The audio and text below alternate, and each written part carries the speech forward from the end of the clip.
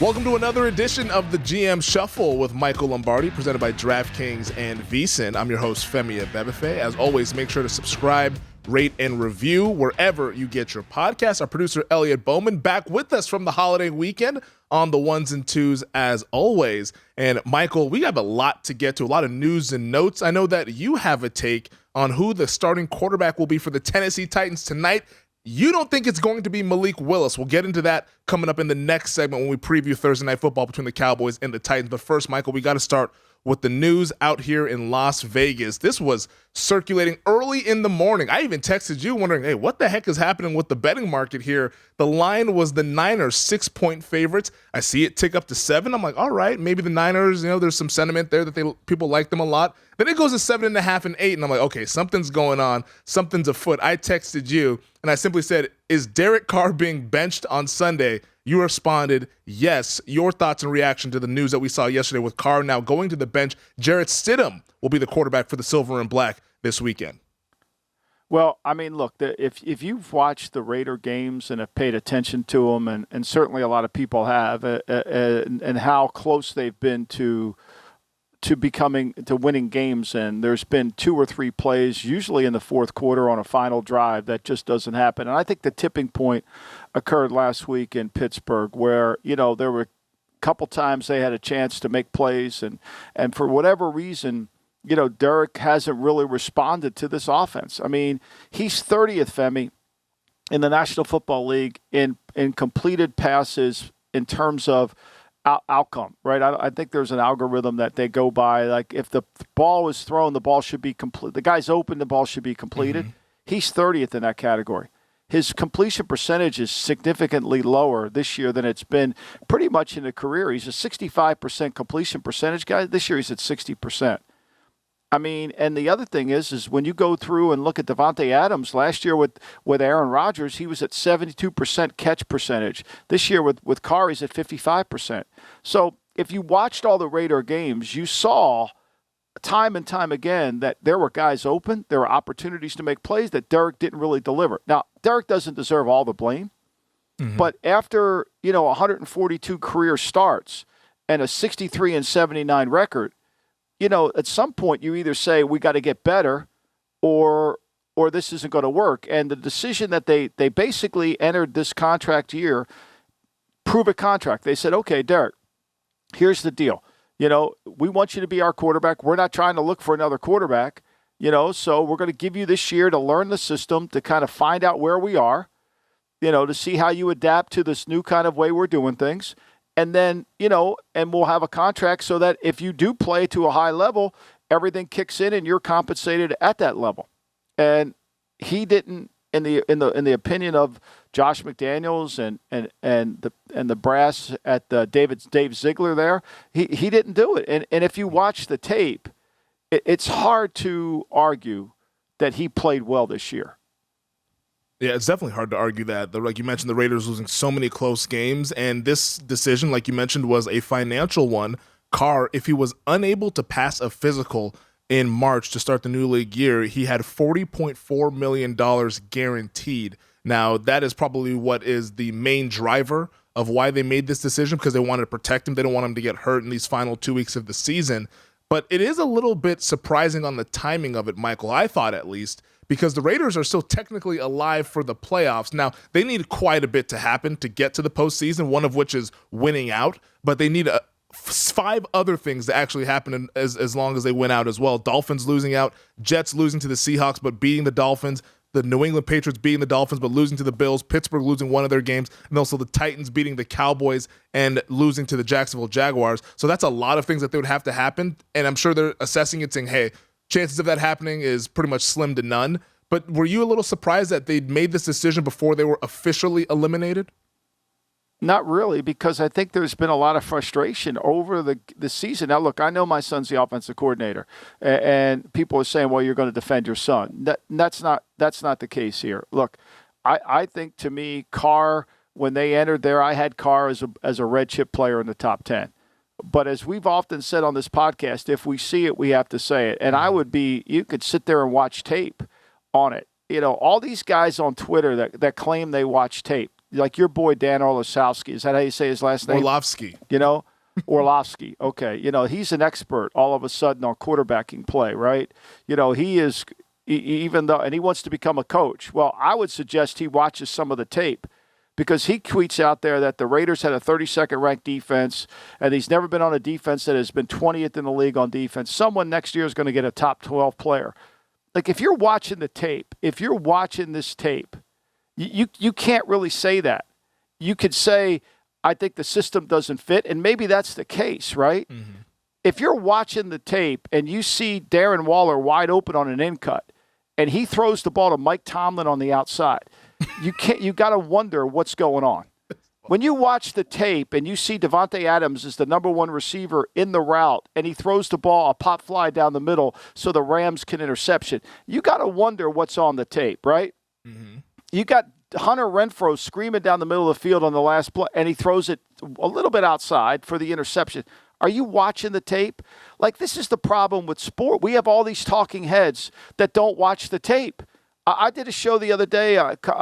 Rob Parker comes on, and he wants to blame Josh McDaniels because Josh McDaniels was a shitty coach in Denver.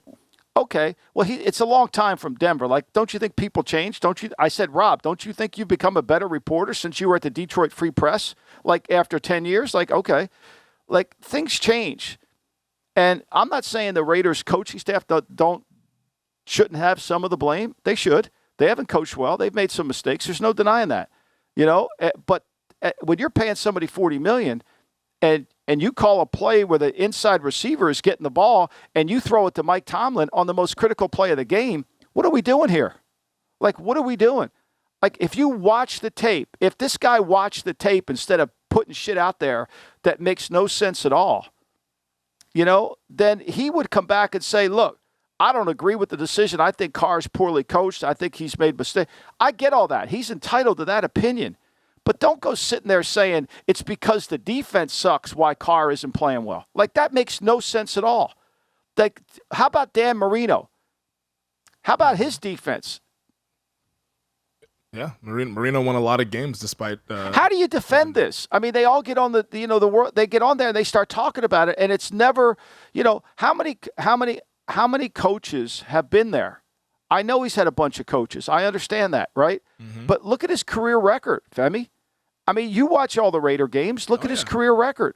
I mean, he's 63, 70, and 9. I mean, he's been to the playoffs twice. Oh, by the way, he's had 2 winning seasons in the NFL. 2. And everybody thinks that, this is all Josh McDaniels. I'll say this. I think there was a lot of people in that organization before Josh McDaniels ever showed up that had the same sentiment. Now, I don't think they had the guts to pull the trigger on it yet. Mm-hmm. I don't think they went down that Brady road because they thought that Carr was the answer. Like, how's that working out? Like, how does somebody just, like, everybody thinks this has been premeditated because of the arrival of Josh McDaniels, and they just want to dump all over Josh, right? Like, Josh is to prove himself to be a good coach. I'm not here to shill for him, but, like, all of a sudden, it's his fault. They were going after Brady. Gruden didn't have the courage to make the move, even though Gruden knew he needed to make the move. And everybody says, well, Mark Davis loves him. Does he? Does people know that? I mean, we have people on our network that claim that Mark Davis loves the quarterback and he loves. Like, when they say that, they have no clue what they're talking about. I mean, you can fast forward all the way back to, or rewind, all the way back to when we did the blue chip, red chip episode of the quarterbacks. And Carr was the guy that I was questioning. I was like, hey, are we sure about this red chip? Because you mentioned it, the wins are not there. And he's one of those quarterbacks that leaves you wanting more. You can see on the tape where sometimes he makes those big-time throws, and it's like, okay, that's the guy that we're all talking about. That's what we want to see from a franchise quarterback. But then he has way too many of the brain farts and the duds that you outlined here in this discussion, to where he's just not someone that's consistent enough at the position if you want to win long-term, in my opinion. Now, another domino with this decision by the Raiders is that Ian Rappaport of the NFL Network reported that a part of the discussions that took place over the last few days, both sides came away with the conclusion that Derek Carr should step away from the team for the final 2 games, avoid a, quote, obvious distraction. This is not going to be injury-related or anything like that. He's just going to be NIR and not practice with the team, as it sounds like this is over for Derek Carr in the silver and black. But for him to step away from the team, I mean, we've seen Matt Ryan get benched multiple times this season. Matt Ryan's still there with the team, even though he's inactive on game day. Is this just maybe the two sides decided that, hey, Carr's probably pissed off that he gets benched, and they just don't want him around to create any sort of negative energy? Is that kind of what we can pick up from that report? I don't know, but here's what I do know. The one thing I've learned in my long career in the National Football League, and I got taught this by Ray Rhodes my first year in the NFL, the locker room knows. Like all the rhetoric that's told in the paper is never the rhetoric in the locker room. Like you can't fool the locker room. You can't fool the players, Femi. The players' locker room, they know. They watch the same tape, right? Yep. And you can't hold somebody to a standard of excellence and then somebody not to a standard of excellence. That's how you create a non-alignment. That's what's going on in Denver. And so, to me, I think the players know. Now, is Jarrett Stidham the answer? I don't know that. I don't think so, but I don't know that, right? I think the Raiders know they need a quarterback. I think they know they need one for the future. I think there was a sense when they went there they knew they needed one. But they were going to let this thing play out to see if, in fact, he could prove that the numbers he had last year, throwing for as many yards, and the way he played last year could translate over. And maybe the system isn't the right system for him. But gosh be darned, there's so many plays on the tape that if you study the tape and watch the tape like these guys claim they do, that they put all these clips up on Twitter to prove to people they're watching tape, right? Even though when they describe what they're seeing, it's completely inaccurate, right? It's almost comical, right? They can't even get the coverage right.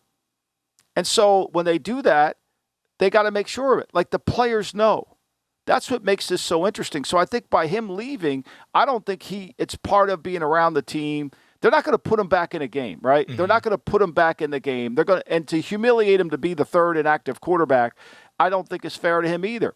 And so once they made this decision, it's probably just best for him to stay home and move forward. Look, he's a great kid. There's nothing wrong. As a person, he's a tremendous person. Yeah. We're talking about him as a performance level this season.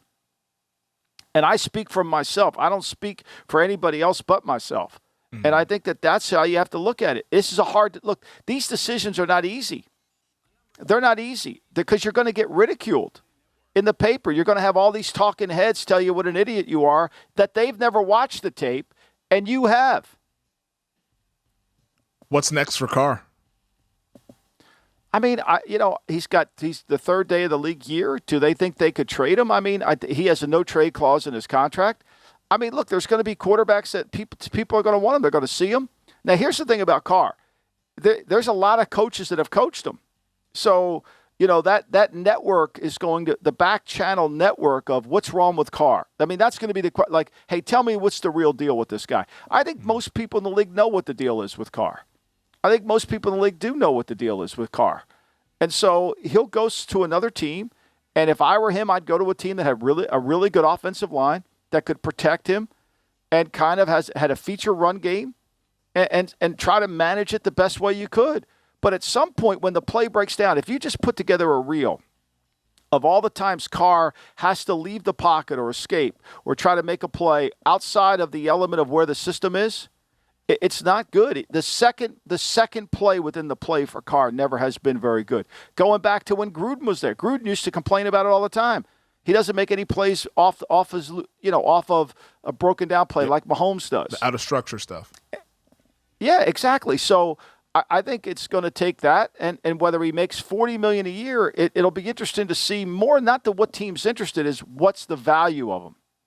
What are you willing to spend on that? See, Wentz was a valuable because his contract wasn't that much. If Carr's in this current contract at 30-some million, does the team take a chance on him? Does the Houston Texans I don't know.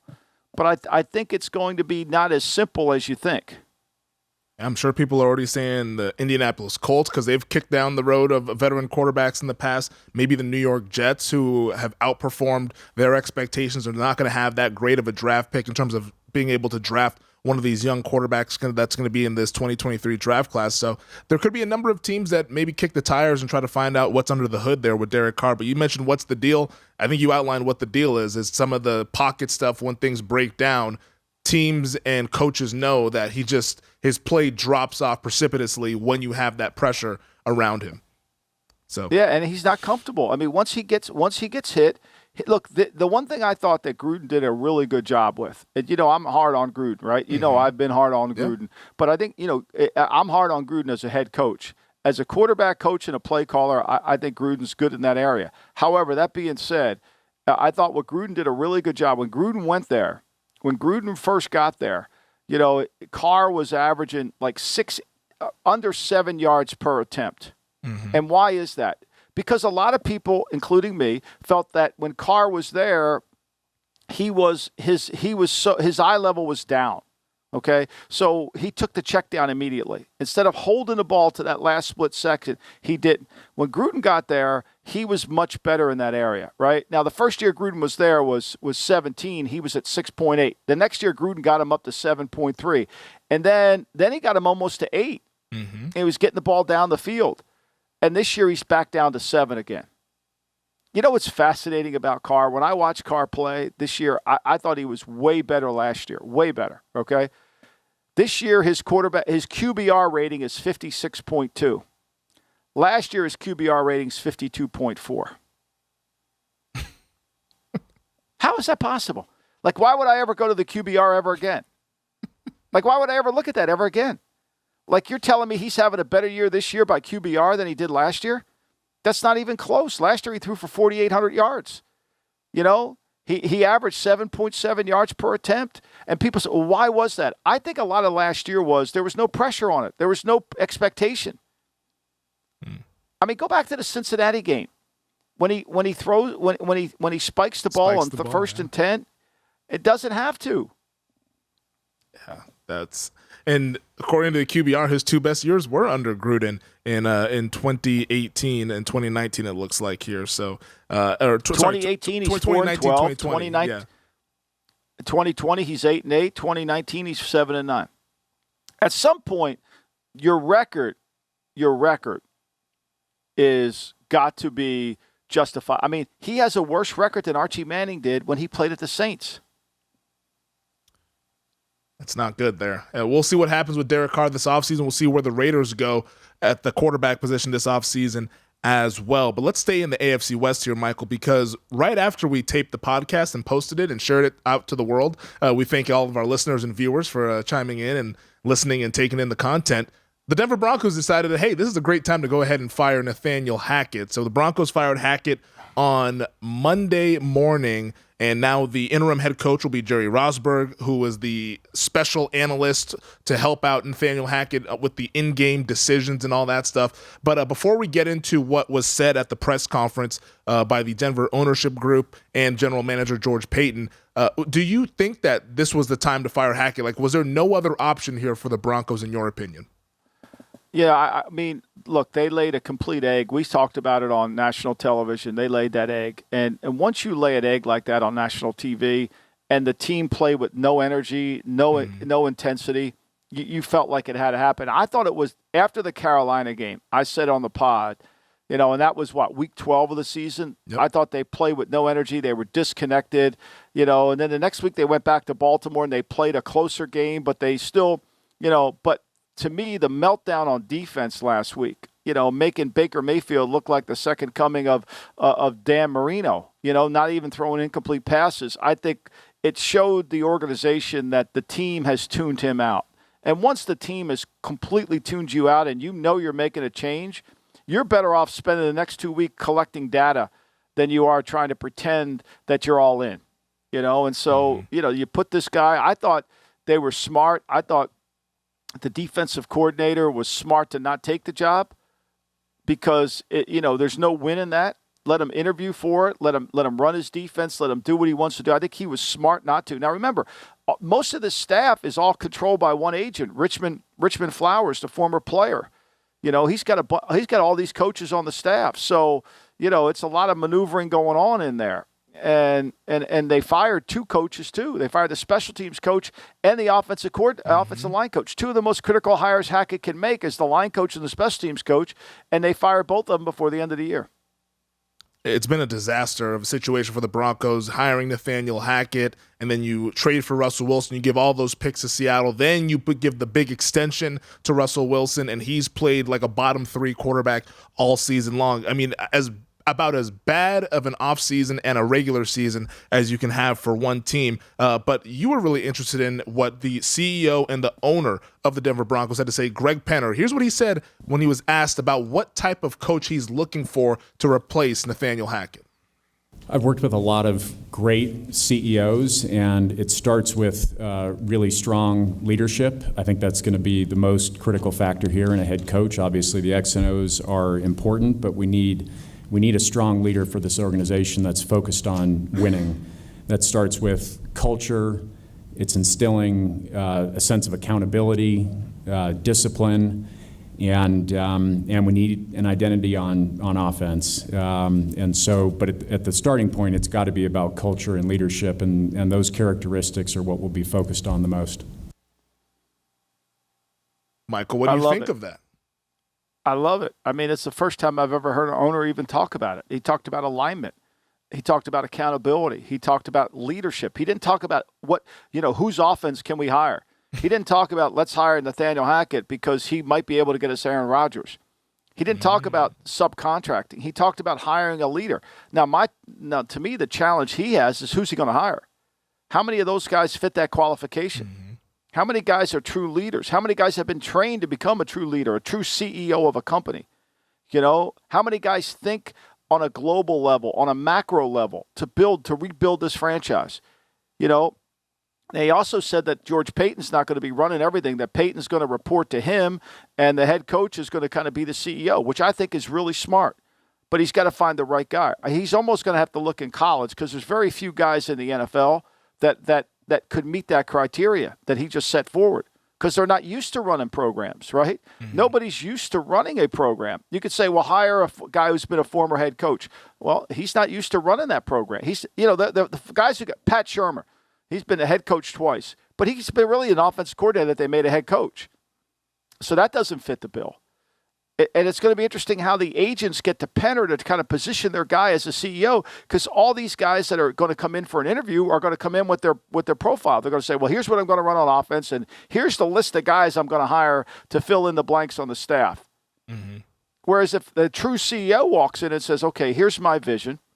Here's the way I want this to team. Here's the way the team's going to look. Here's what we're going to be on offense. Here's how we're going to be accountable. Here's how we're going to handle the team. And I'm going to find coaches that fit this profile, and I'm going to coach the coaches. How many people you think on planet Earth can do that? Not a whole lot. The ones that can already have jobs. Typically. So you're going to have to find a young college coach that you feel like you can nurture and bring in. And then you got to have somebody help coach the coaches. Because what he's saying right there is the problem with Nathaniel was, everything became scheme-oriented. Well, it's got to be plays. And then you got to find somebody who's going to come in who's tough, who's going to walk into Russell and say, Russell, I need to have a meeting with you. Because what Shannon Sharp said is true. Russell has always positioned himself as an entitled player. That's one of the things that killed him in Seattle with his teammates. That's why all those teammates were there rooting against him. Because he put himself above the team. He did the same thing in Denver. He's got 12 bathrooms in a house. Of all this stuff that he's promoting, right? I love it. People say he's got 12 bathrooms. He has 12 touchdown passes. So if he gets another touchdown pass, he's got to build another bathroom in the house. Like I get it. Like you can't have 5 parking spots at the stadium. Like, see, to me, that's Peyton's problem. He allowed that to happen. Like when you sign a player and you make a trade like that, you got to de-recruit him. You got to say, hey, you got to become humble, and you got to get with your teammates. They're not going to respect you if you're going to act entitled. They're really not going to respect you if you act entitled and you don't play good. They'll put up with you if you act entitled and you're great. They did that in Seattle. But once you start to decline, they ain't going to put up with you. And that's pretty clear. So the next guy that walks into Denver's got to walk into Russ's office in the facility and say, Russ, we're going to take this office from you, and those 5 parking spots that you got at the stadium, you can forget about that too. Here's how this shit's going to go. Here's how we're going to do this. You're a player. You play. You got a lot of money coming to you. You get no benefits. Until you start playing, everybody's going to get treated the same. And when you play shitty, we're going to tell everybody you play shitty. And a lot of people have made the comment that, hey, this is such a bad job because of Russell Wilson's contract, because of the lack of the draft picks, because that's what they had to use to get Russell Wilson. But I kind of push back on that because there's only 32 of these jobs, so it can't be a bad job. Like you eventually got to coach somebody if you want to become a head coach. Who do you think that they could target? I mean, Sean Payton's a name that's been floated around. There's no real buzz about whether Sean Payton's interested in Denver, but he's one of those guys that could be a CEO and has done it, has won a Super Bowl, has won a lot of games as a head coach. Do you think that this job could attract someone of that stature, or do they have to go, like you said, the college route or somebody that's a little lesser known in the NFL ranks? I think you got to find somebody that meets the criteria, right? At least one thing I would say which makes this job attractive is the owner gets it. See, what makes jobs great in the NFL has nothing to do with who's on the roster. It has everything to do with the owner.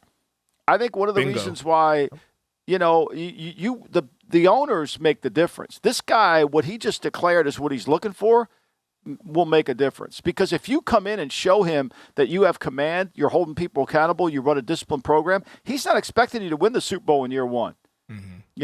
What you got to find is who's the young Bill Parcells out there. Because remember, when George Young hires Bill Parcells, he's the defense coordinator, he's the linebacker coach at the Giants, right? He'd been a head coach once in his life at the Air Force Academy, and that didn't work out, right? And so, how do you find that guy? You got to find somebody who's been trained how to do that. You got to find somebody who understands, hey, I'm gonna run. I'm not running the offense. I'm not running the defense. I'm running the team. And I'm going to hire somebody specifically to run an offense that I feel like fits our skill set. That's what it's going to take. Is that Dan Quinn? Would that be Dan Quinn? Well, Dan Quinn's always turned the offense over to somebody. So now Dan Quinn's got to position himself a little differently. Like I'm going to come in, I'm going to hold people. Dan's a happy guy. He does. It's that Pete Carroll thing. Yeah. But Dan the second time might be different. So you got to. What's he going to be like?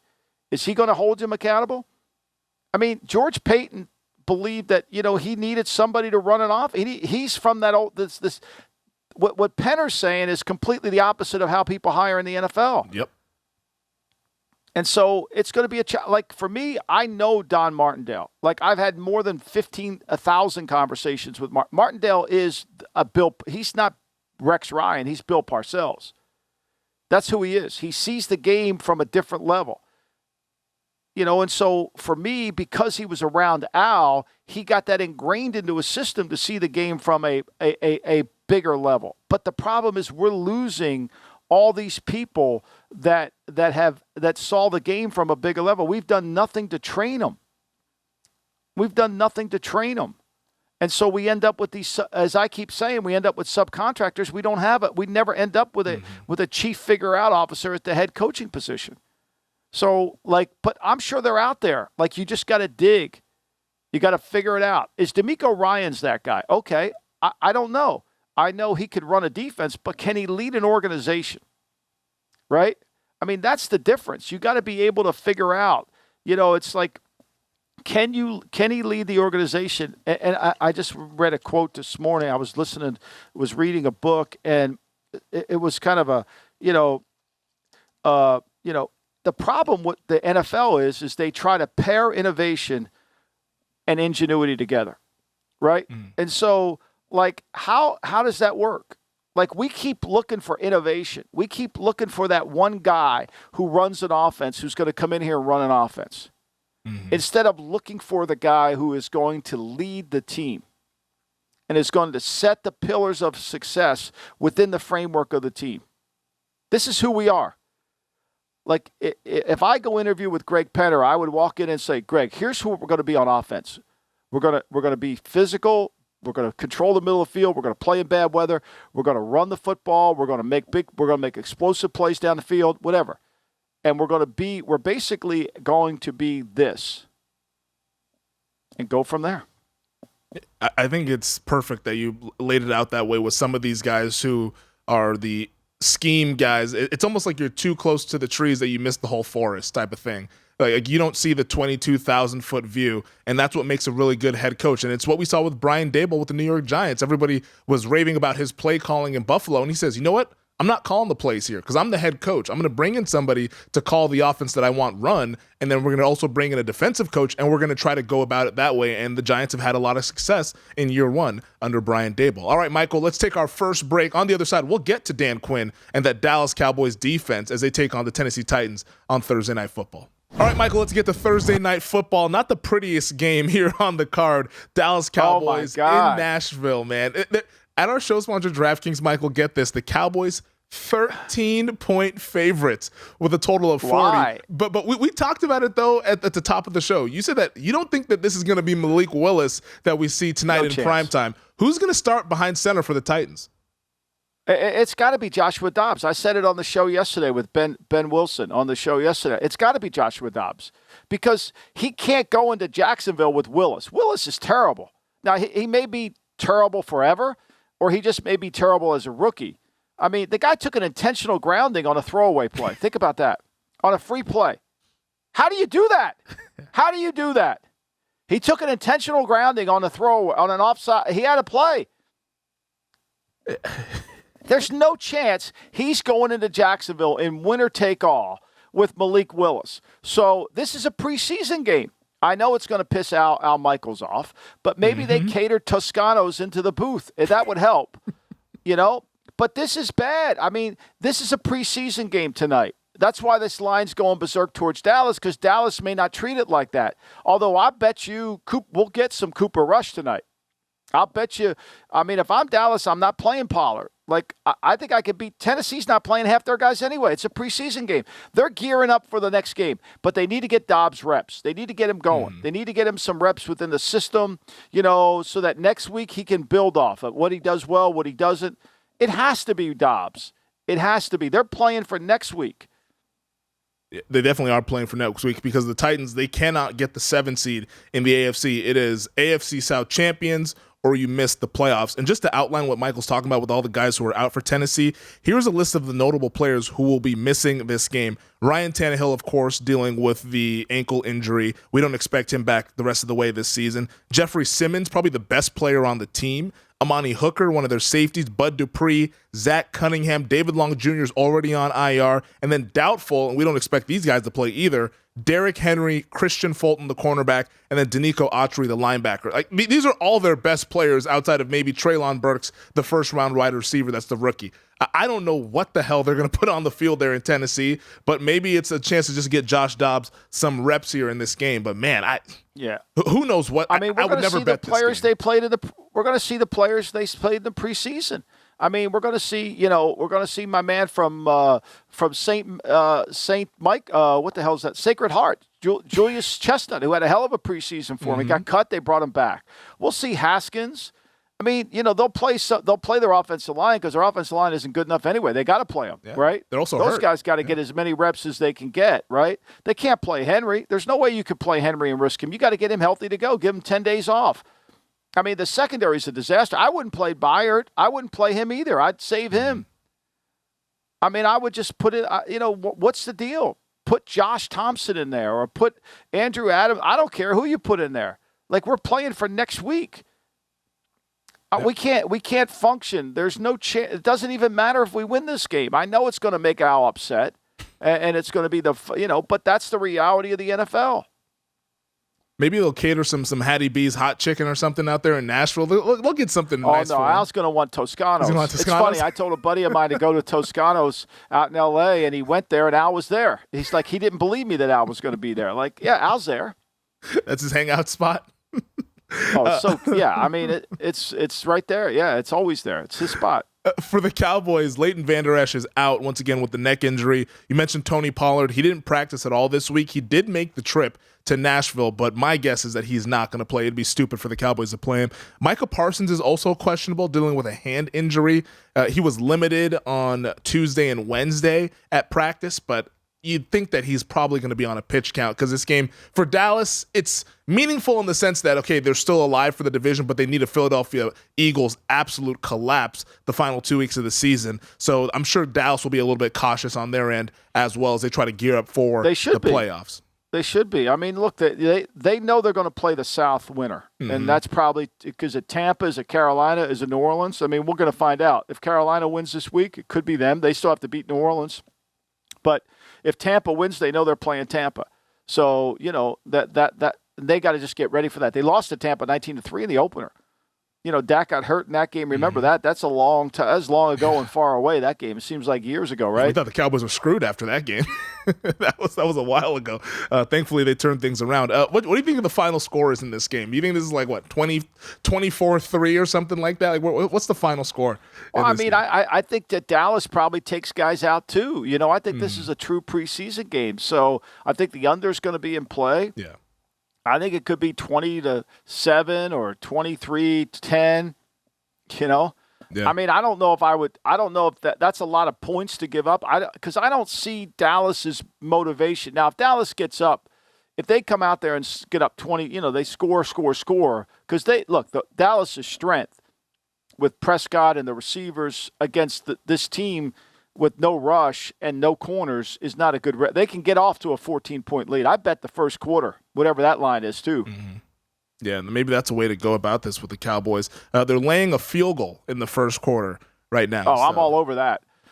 I would be all over that. I mean, because it's going to be hard for Dobbs to get himself going. Yeah, I'd be all over that.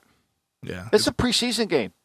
And the longer the game goes, the more of a preseason game it becomes. It's a preseason game for the Titans. It's maybe not one for the Cowboys initially, but eventually it will be. Well, hopefully they come out focused and stay healthy, because it would be a bummer if somebody significant were to be lost to an injury in a game that probably doesn't mean a whole lot when you look at the playoff picture. All right, Michael, let's take another break. We'll get back to the other news and notes from around the league. This is the GM Shuffle with Michael Lombardi. All right, Michael, let's get to some other news and notes from the NFL. A busy week with a lot of the news here as we're in the second to last week of the season. Unfortunately for the Miami Dolphins, they will once again be without their quarterback. Tua Tagovailoa is in the concussion protocol after suffering a concussion against the Green Bay Packers on Christmas afternoon. It will once again be Teddy Bridgewater as they face the New England Patriots. This Dolphins team have lost 4 straight. Their season on the ropes now. But, with the Tua situation, it's a bummer. We've talked a lot about Tua and his play, and it's a lot of it has been jovial, kind of just going back and forth, tongue-in-cheek stuff. But, the amount of concussions that we've seen this year, it starts to be a little bit of a concern about just his personal life, not even the football side of things. Yeah, it's look, it's one of the dangers of playing the position in one of the most violent sports we have. I feel badly for him. The thing Miami's catching a lot of heat because they're naturally going to be an investigation. Why didn't they know he had a concussion? I don't know how you know that, right? Like when Nelson Aguilar saw Parker kind of wobbly, he noticed it, so he did something. Now the spotter obviously didn't. To me, that was something that you could. The only way you could have told. To me, you could have felt like Tua had a concussion was he not, when you looked him in the eye and you were talking to him in between series, did he seem like he was engaged? Was he kind of communicating? After the game, he said, maybe I miscalled a play on that second interception. There's a red flag right there, right? Because he's such a smart kid. He's not going to make a mistake like that. And then McDaniel on Monday felt like he wasn't engaged, and so he said, you better go see the doctor. And I think ultimately that this is a challenge, and Tua's got to, he's going to want to keep playing football, but what are the residual effects of all these concussions? And I don't know if you can say a guy's concussion prone, but certainly when you've had too many in the same year, it weighs on you. Yeah, it definitely does weigh on them. This is the second time he's been in the protocol, but it's pretty much the third time that we've seen him get his head hit significantly. There was the incident against the Buffalo Bills the first time in that game in Miami. Then he came back and played in that Thursday night game, and that was really when it was really brought to the forefront of our attention here when he entered the concussion protocol after getting hurt against the Bengals. And now it's this time again against the Green Bay Packers. So you really wonder if, are they going to put him on ice for the rest of the season, because this is just so many head injuries, and we've become smarter as a football society of making sure that we treat these head injuries with the utmost seriousness, because this is the brain, and we all have seen the studies about what happens to some of these guys after they retire. We hope that this doesn't happen to Tua. On the football side of things, though, Michael, now that Teddy Bridgewater is the starter, New England is up to a 3-point favorite at our show sponsor DraftKings. Can Bridgewater pull off a victory out there in Foxborough, or is this a game that New England has a significant advantage now that the Dolphins are down to QB2? I don't know if New England has a significant advantage against anybody because the Dolphins, even though they haven't played very good on defense, they dominated the first game defensively. Remember, the Dolphins scored 10 points in the first game. They put 10 points. They scored a touchdown off the interception, off the fumble from Mac Jones, and then another turnover created a field goal. So, this will still be a really hard game because New England can't move. Can they move the ball? Can they block the front? Every game's hard for New England because they can't generate anything offensively with consistency. They can have a drive here or a play there or 2 plays here, but they can't do anything consistently. So, to me, I don't think this isn't just bet the Patriots. They've got this one down. No, I mean, and look, they'll do a good job against Bridgewater. It's a different kind of game with Bridgewater. Didn't look good when he had a start, and then he got hurt. Remember?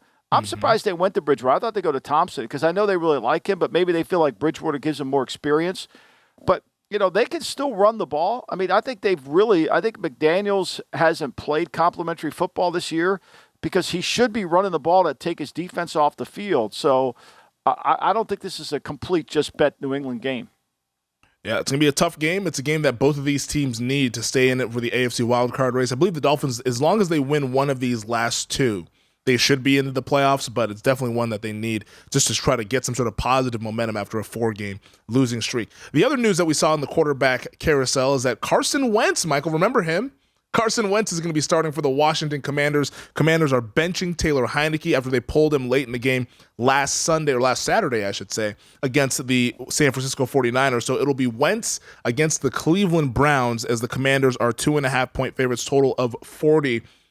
What do you expect here from Wentz, and do you think that Ron Rivera made the right decision in going to Carson Wentz? I think he had to. I think the longer Heineke plays, the less effective he was becoming, and I think that became a real problem.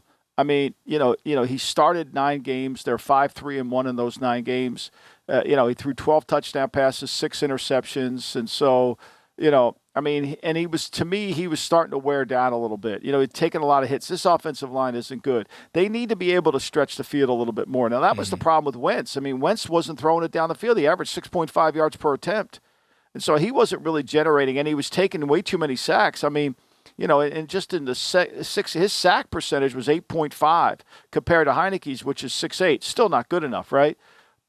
I think that's ultimately what he felt like. They got to have to run the Heineke offense with Wentz, limit what he does, but they've got to be able to make more explosive plays and challenge the field because I think Heineke really, his lack of arm and his lack of size, after 9 games, you could start to see it go away. I learned that with Ty Detmer. I mean, Ty Detmer was a good player when he only had to play 10 games or 8 games. I mean, there's a shelf life. I think that's what Minshew is, too. I don't think Minshew's a true starter. I think he's a really good middle reliever. I think he can go 8 games. I think by the 8th or 9th game, his body, by the limitations, tends to wear down. Yeah, I think that's a really good point that you brought up there. But if Wentz struggles, Michael, in a game that Washington really needs, otherwise they might let Green Bay come through the back door here and steal that playoff spot. If we see Wentz struggle, let's say he struggles in the first half, do you think Rivera would go back to Heineke, or is he going to ride it out with Carson Wentz? I think he's got to win the game. I think you put all your chips in the middle of the table. You got to figure out how to win that game specifically on that day. It's going to be a fascinating thing to see as Wentz and the Commanders face the Cleveland Browns. Finally, last news and note here from around the league, we saw J.J. Watt announce his retirement. Watt announcing that this past Sunday was his final home game as he will play the final 2 games of the season and call it a career. And what a career it was for J.J. Watt. 3-time Defensive Player of the Year, 7-time All-Pro, 5-time Pro Bowler, and was the 2017 Walter Payton Man of the Year. I know, Michael, you have your book, Football Done Right, that we're waiting for that to come out and go ahead and read that. You want to break down all the top 100 players. I'm assuming Watt will be on this list somewhere, but just what do you make of the career that he had, one of the all-time greats on the defensive side of the ball? Well, I mean, he got shot out of a cannon. I mean, his second year, he gets 20.5 sacks, and then, his third year, he's dominating the game, and he becomes defense. He wasn't as good as he was his second year, and then he comes back his fourth year and gets 20.5 sacks again. And, he was physically just dominating. And then once the injury started to creep in 16, And then 17 he had injuries. He came back in 18 and really turned it on again. Then he got 16 sacks, and then the injury bug kind of hit him a little bit. So, it was those 4 years, actually the 5 years of his 10-year career were as good as any 5 years you're going to have as a career. They really were. It's just unfortunate that he hasn't been able to stay as healthy as he been.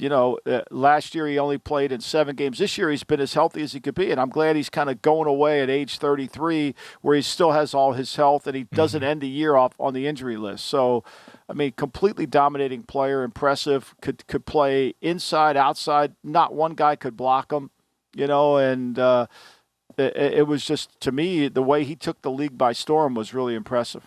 Yeah, just to put that into context, so the 4-year span from 2012 to 2015, he won Defensive Player of the Year 3 times in that 4-year span, 4 times on the All-Pro list. He got MVP votes in 2014 as a defensive player, 69 sacks, 119 tackles for loss, 41 pass breakups. He was patented for those swats there, and then 15 forced fumbles. Just absolutely off the charts production there from a player who played a lot of it inside, like you mentioned. And he's one of the all-time greats there on the defensive line. And then I'm sure 5 years from now, he'll be walking right into Canton with a gold jacket on his shoulders there as he calls it a quits. J.J. Watt, hell of a career. We tip our hat to him. All right, Michael, let's take our final break. We will get to Sunday's slate on the other side as we wrap things up here on the GM Shuffle. All right, Michael, before we get out of here, we got to get to Sunday's slate. A lot of good games that have playoff implications. And let's start in Tampa, Florida, where the Buccaneers are hosting the Carolina Panthers. Right now, Tampa, 3-point favorites, total of 40.5. If the Bucs win, they win the division and will put themselves in the playoffs as the 4 seed. If they lose, they open up the door for Carolina and New Orleans to come in and take that title. Yeah, interesting game. Carolina losing J.C. Horn, I think, makes them vulnerable, right? The last time they played, Horn didn't play in that game either, but they had Deontay Jackson. Now he's out too, so their corner situation makes it really challenging. And it should allow Brady to maybe have some success throwing the football. But they dominated them in the last game. They dominated them on 3rd down. They couldn't get the running game going. The Bucs. And then with P.J. Walker under center, they were able to run the ball, and they made enough plays in the game. They were a 14-point dog at home, and they won 21-3.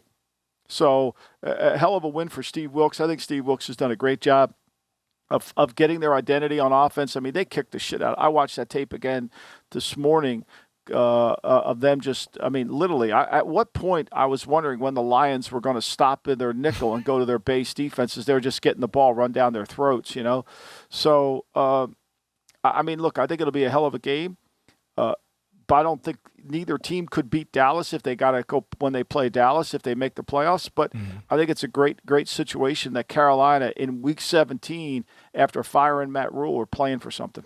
Yeah, I thought NBC should have put this as the Sunday night game. What an atmosphere that would have been. Sunday Night Football. I think to me, NBC probably took Ravens Pittsburgh.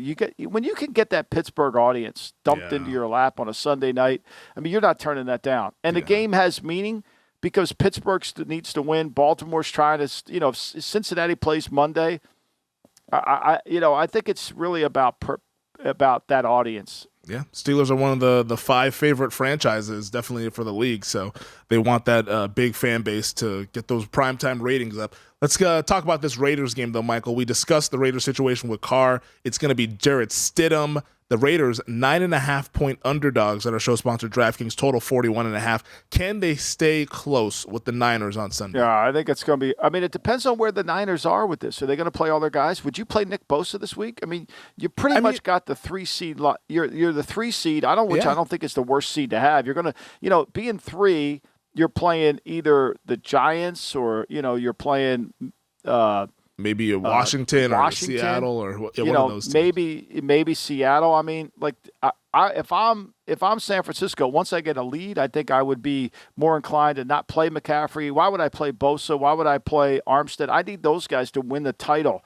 I don't need those guys to beat the Raiders. So I think that's more how I would. And look, the one thing about the Raiders, they need to run the ball to be successful. They can't be a drop back pass team. They're not good enough up front. And Stidham's going to be a harder game for him.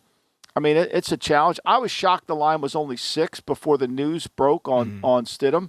I thought that was a little light, which told me maybe the book thinks San Francisco is going to back off a little bit, which I think they might as well. But would you back off? Because I would say this, Femi. I would say this. Everybody, these games, only bet the games this weekend that you know both teams are going to compete. That means something to both teams. Or maybe it means something to one of the teams and bet them. Mm-hmm.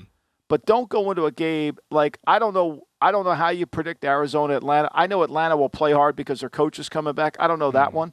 Jacksonville, Houston, Houston, what are they playing for, right? So is Denver going to play hard? Kansas City. I think you got to really handicap the motivation in the games too. Yeah, the final 2 weeks of the season is almost like handicapping these bowl games in college football, trying to figure out who the hell is going to show up in these games. But on the San Francisco note, though, I think they're going to give it an honest effort because there's a path for them to get the 2 seed. Now, I know the 2 seed is no longer getting a first-round bye like it traditionally did a couple years ago, but it's still, I think, a big difference between being the 2 and the 3 because if you win that game, you at least guarantee yourself a home game in the divisional round so you can play back-to-back home games versus having to travel on the road for the divisional round. So I think they'll give it an honest effort, especially since Minnesota is playing at the same time. And the Vikings are underdogs, so maybe a little bit of scoreboard watching there at halftime when they go into the locker room and see what's going on in Green Bay. But I think that's good. And who has the tiebreaker? The Niners. The Niners have the tiebreaker. So if the two teams have the same record, the Niners will get the 2 seed. So I think we'll see an honest effort from the Niners in this game against the Raiders. Let's go up to Seattle, where it's pretty much an elimination game for the Jets and the Seahawks. Right now, Mike White is back, baby. The second coming at quarterback. He's a 2-point road favorite. Wow. I mean, the Mike White love is amazing. It's ridiculous, it's unbelievable, isn't it? I mean, it's like give him the goddamn. I mean, what he's like. Everybody. I mean, they love him. I mean, Seattle has not been good at home. I mean, but Seattle still can move the football. Mm-hmm. I mean, they say Lockett's going to play in the game, so I think that certainly helps. I'm surprised the Jets came in as the favorite. I mean, look, if anybody knows how to attack this defense of the Jets, it's Seattle. It's Pete Carroll's defense, right? Yep. And so and I got to think that they got to gain some home field advantage from playing up there. They haven't had it. They haven't won up there since I think who did they beat earlier in the? Oh, they beat the Giants. That's the last time they won at home back. So it's going to be a challenge. I mean, this is a toss-up game for me. Especially considering that in that loud stadium, I'm not sure how good the Jets' offensive line is now. They handled Minnesota really well. They handled Minnesota's crowd noise really well. So if they can run the ball, that'll help Mike. Mike White can't throw it 40 times on the road and expect the Jets to win. Yeah, this Mike White love is it's gotten out of control, man. It's unbelievable. It's out of control. I'm like, am I watching the same games? He's not a good quarterback. It goes back to the whole thing. It's like, who do you replace? When you replace somebody who's not good, you look a lot better than you are. It's the fallacy of who did I replace, right?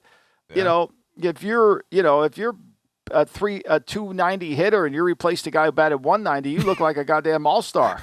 Yeah, I think that's what it is. Yeah, just because Zach Wilson is absolutely terrible, people just are out craving for Mike White. I'm like, this guy, I don't. Be careful what you wish for. But he's going to be the starter as a 2-point favorite in Seattle, which is not something I thought I would say about a month ago.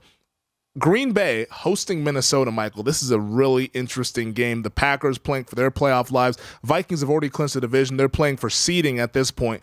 But the Vikings are 3-point underdogs on the road, total 47.5. This line kind of wants to go to 3.5, but the minute it gets to 3.5, people bet Minnesota. What do you make of this game? Yeah.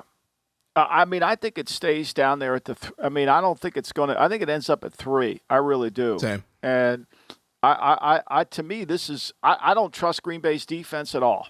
I don't trust them at all. I think Dalvin Cook could have a huge day.